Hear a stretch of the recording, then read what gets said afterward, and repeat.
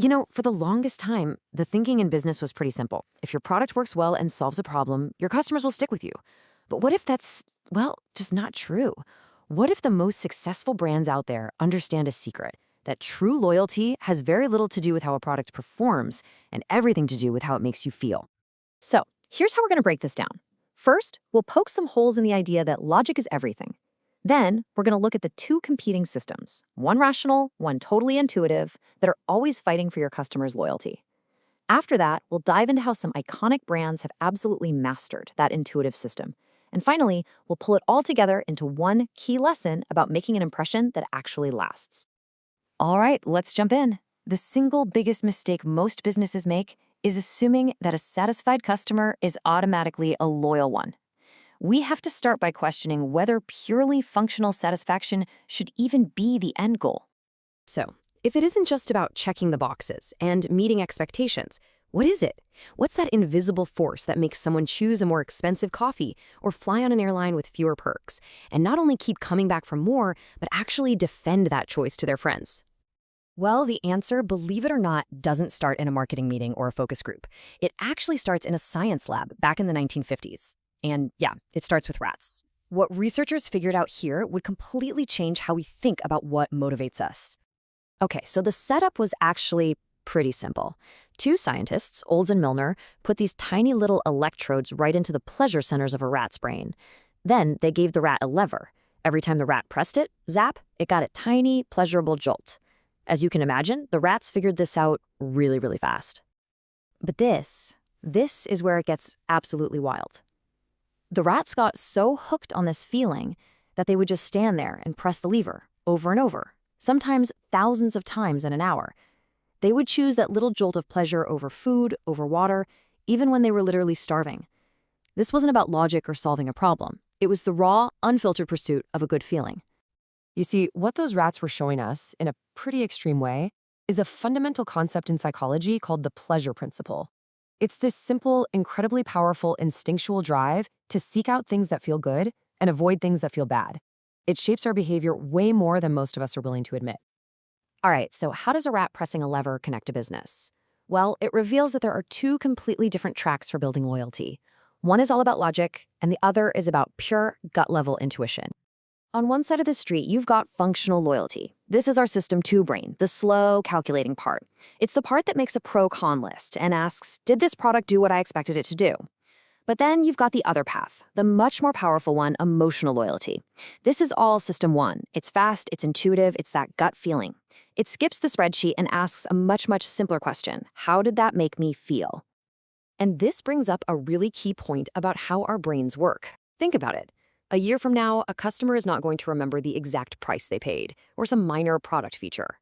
But what they will remember with crystal clarity is the feeling of delight, or maybe the feeling of frustration, that your brand left them with. That feeling is what sticks. That feeling becomes the memory that drives their next purchase. Look, this isn't just some abstract theory. Let's dig into some real-world examples and see how some of the biggest brands on the planet have put this exact principle to work.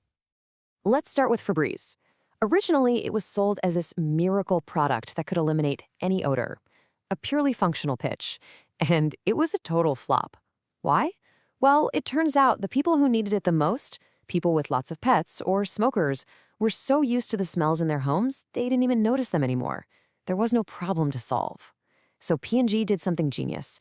They added a nice, clean scent and completely changed the marketing. Febreze wasn't a problem solver anymore, it was a reward.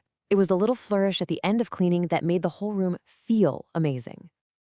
And the result of that shift, from solving a problem to creating a feeling, Febreze became a billion-dollar brand. That right there shows you the incredible commercial power of tapping into a customer's emotions. Okay, next up, a product about as boring as it gets, milk. For years, people were drinking less and less of it. All the ads about calcium and strong bones weren't moving the needle because, let's be honest, everyone already knew milk was supposed to be good for you. So the ad agency did something absolutely brilliant, totally counterintuitive. Instead of talking about the joy of having milk, they focused on the pain of not having it. They tapped into that very specific tiny moment of panic when you've got a warm, gooey chocolate chip cookie or a perfect bowl of cereal and you open the fridge to find an empty milk carton. The whole campaign was built on the misery of its absence. And just like that, with 2 simple words, they created an emotional trigger that everyone could instantly relate to. It was an absolute masterclass in emotional marketing that turned around a trend that had been going on for decades. All right, for our last case study, let's jump into the airline industry with Southwest. They're a budget airline, right? No assigned seats, no fancy meals, no first-class cabin. If you were just looking at a checklist of features, they should be near the bottom. But here's the thing. They consistently have some of the highest customer satisfaction scores in the industry. How's that possible? Because they made a strategic choice to trade those functional amenities for emotional engagement. They empower their flight attendants to turn the boring safety briefing into a comedy routine. They've had surprise concerts on their planes. They aren't just selling you a flight from point A to point B. They're trying to create a fun, memorable, shared experience that makes you feel good.